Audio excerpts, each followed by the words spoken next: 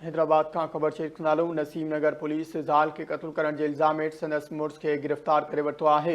नकाश विलास में 2 ॾींहं अॻु घरेलू तकरार तां औरत कायनात जे घर मां फाहो लॻल लाश मिलियो हो। पुलिस जवाबदार आरिफ लंजार खे गिरफ़्तार करे मामले की जांच शुरू करे छॾी आहे। ख़बर मां सां शेयर कंदा आहियूं। हैदराबाद का नसीम नगर पुलिस ज़ाल के कत्ल करण के इल्ज़ाम हेठि संदसि मुड़ुस खे गिरफ़्तार करे वरितो आहे।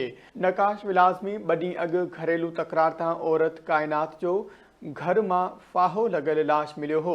पुलिस जवाबदार आरिफ लंजार के गिरफ़्तार करे मामले की जांच शुरू करे छॾी आहे।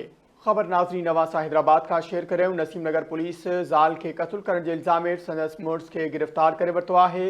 नकाश विलास में 2 ॾींहं अॻु घरेलू तकरार तां औरत कायनात जो घर मां फाहो लॻल लाश मिलियो हो।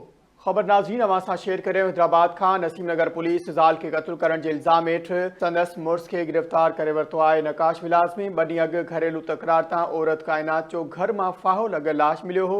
पुलिस जवाबदार आरिफ लंजार के गिरफ़्तार करे मामले की जांच शुरू करे छॾी आहे।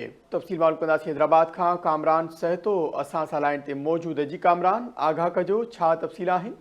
जी हाँ, बिल्कुल हैदराबाद के नकाश विलास वाले इलाइक़े में 2 ॾींहं अॻु औरत जो कायनात औरत आहे उनजो 2 ॾींहं अॻु घर मां फाहो लॻल लाश हथ आयो। उन वाक़े जो जेको आहे नसीम नगर थाणे ते औरत जे पीउ जे फरियाद ते केस दाख़िल थियो। उन खां पोइ पुलिस केस में नामज़द जवाबदार औरत जे मुड़ुस आरिफ लंजार के गिरफ़्तार करे वरितो आहे। उन मामले की जेका पुलिस जांच शुरू करे छॾी आहे। पुलिस जो चवणु आहे त औरत जेका कायनात उन जो 2 ॾींहं अॻु संदसि घर मां फाहो लॻल लाश हथ आयो। उन जी जेका मुकमल जांच कई आहे, जंहिंखां पोइ इहे वाक़े जो केस दाख़िल थियो जेको औरत जे पीउ दाख़िल करायो हो। ऐं उन जी जेको आहे केस में जेको आहे उनखे नामज़द कयो आहे। अॼु उन जी गिरफ़्तारी थी आहे। जॾहिं त पुलिस ॿियनि मुख़्तलिफ़ जेको आहे थाणनि जी पुलिस गिरफ़्तारी कई आहे, जंहिंमें मैनपुरी आइस रखंदड़ जवाबदारनि खे पिणु गिरफ़्तार करे वरितो आहे। जी कामरान, मेहरबानी आगाह करण लाइ।